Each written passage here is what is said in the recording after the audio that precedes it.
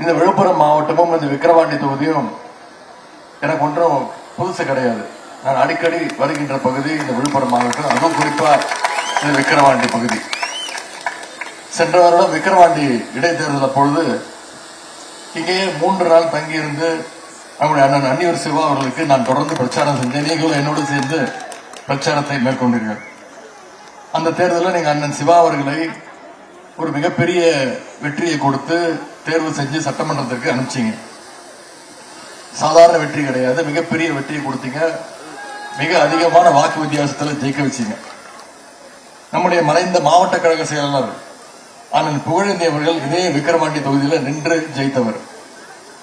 அதற்கு முன்பாக எளிமையின் உருவமாக இருந்த அண்ணன் ராதாமணி அவர்கள் வென்ற தொகுதியும் இதே விக்கிரவாண்டி பகுதிதான்.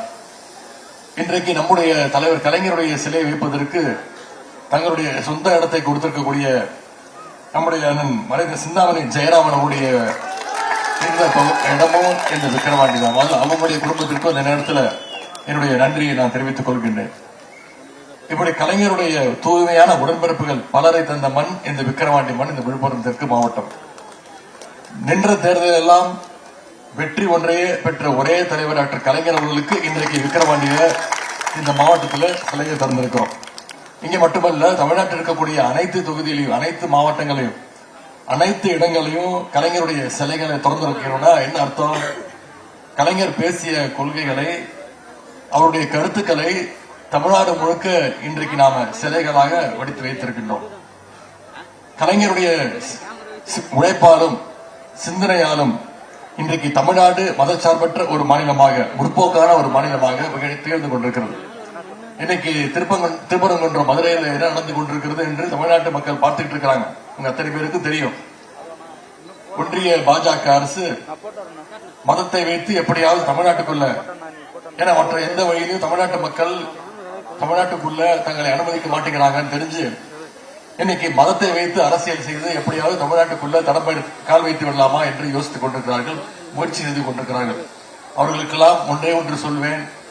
முத்தமிழ் கலைஞருடைய உடன்பிறப்புகள் கடைசி உடன்பிறப்பு இருக்கிற வரைக்கும், கருப்பு சிவப்பு கரவேட்டி கட்டியிருக்க கடைசி தொண்டை இருக்கிற வரைக்கும் சங்கி கூட்டத்தை தமிழ்நாட்டுக்குள்ள என்றைக்கும் நாம அனுமதிக்க மாட்டோம். தமிழ்நாட்டு மக்களும் அதற்கு அனுமதிக்க மாட்டாங்க. இன்னைக்கு நம்முடைய திராவிட மாடல் அரசு, நம்முடைய முதலமைச்சர் அவர்கள் பல்வேறு திட்டங்களை கொடுத்து இன்னைக்கு தமிழ்நாட்டை இந்தியாவிலேயே முதல் மாநிலமாக பல்வேறு திட்டங்கள்ல, உதாரணத்திற்கு ஒரு 4 திட்டங்களை மட்டும் இங்கே குறிப்பிட விரும்புகின்றேன். குறிப்பா முதலமைச்சர் காலை உணவு திட்டத்தின் கீழே அரசு பள்ளி மாணவர்கள் 22 லட்சம் பேர் ஒவ்வொரு நாளும் பயன்பட்டு இருக்கிறாங்க. அதே மாதிரி புதுமை பெண் திட்டம், தமிழ் புதுமை திட்டம்னு குழந்தைங்க படிச்சு கல்லூரிக்கு போகணும்னு அரசு பள்ளியில படிச்சு எந்த கல்லூரியில போய் சேர்ந்தாலும் அவங்களுக்கு கல்வி ஊக்கத்தொகையாக நம்முடைய முதலமைச்சர் அவர்கள் மாதம் 1000 ரூபாய் ஊக்கத்தொகை வழங்குகிறார். அதே போல நம்முடைய முதலமைச்சர் பொறுப்பேற்ற பின் போட்ட முதல் கையெழுத்து இங்க வந்திருக்கக்கூடிய மகளிர் உங்களுக்கான கையெழுத்து, அதுதான் விடியல் பயண திட்டம், மகளிருக்கான இந்த கட்டணமில்லா பேருந்து திட்டம். எல்லாத்திற்கும் முத்தாய்ப்பாக முக்கியமான திட்டம் அதுதான் மகளிர் உரிமை தொகை திட்டம், கலைஞர் மகளிர் உரிமை தொகை திட்டம்.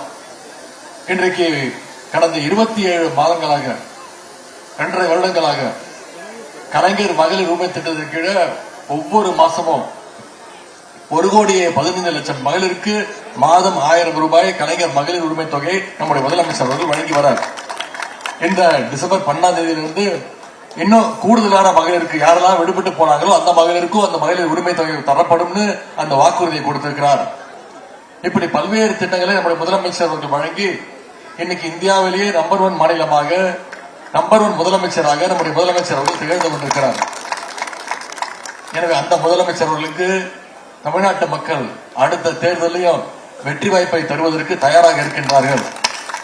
அந்த வெற்றி வாய்ப்பை இங்கு வந்திருக்கக்கூடிய உடன்பிறப்புகள் நீங்கள் உறுதி செய்ய வேண்டும். அடுத்த 3 மாதங்களில் தேர்தல் நடப்போகுது.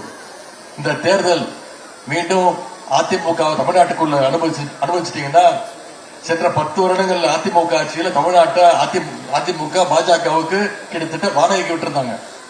மீண்டும் ஒருமுறை அவங்களுக்கு வாய்ப்பு விட்டுட்டீங்கன்னா இன்னைக்கு தமிழ்நாட்டை பாஜகவுக்கு அதிமுக வித்துருவாங்க. இன்றைக்கு பாஜகவுடைய அடிமையாக அதிமுக செயல்பட்டுக் கொண்டிருக்கிறது. பாஜக என்ன திட்டத்தை கொண்டு வந்தாலும் அதை செயல்படுத்துவதிலேயே அதற்கு ஆமாசாமி போடுவதிலேயே இன்றைக்கு அதிமுகவினர் குறியாக இருக்கின்றார்கள். குறிப்பாக எதிர்க்கட்சி தலைவர் திரு எடப்பாடி பழனிசாமி அவர்கள் இன்று அண்ணா திராவிட முன்னேற்ற கழகத்தை என்பதை மறந்து அது ஒரு அமித்ஷா திராவிட முன்னேற்ற கழகமாகவே மாறி இருக்கிறது என்றால் அந்த அளவுக்கு அமித்ஷாவுடைய அடிமைகளாக இன்னைக்கு அதிமுகவினர் மாறி இருக்கிறாங்க. இதற்கெல்லாம் சரியான பதில் தருகின்ற நேரம்தான் வருகின்ற சட்டமன்ற தேர்தல் 2026 சட்டமன்ற தேர்தல். இன்று அடுத்த 3 மாதங்கள் இந்த ஆட்சியினுடைய சாதனைகளை, நம்முடைய அரசினுடைய கொள்கைகளை, திட்டங்களை மக்கள்கிட்ட கொண்டு போய் ஞாபகப்படுத்தி நீங்கள் தொடர்ந்து அந்த பிரச்சாரத்தை செய்ய வேண்டும் என்று கேட்டுக்கொண்டு இன்றைக்கு கலைஞருடைய சிலை முன்பு அந்த உறுதிமொழியை ஏற்போம்.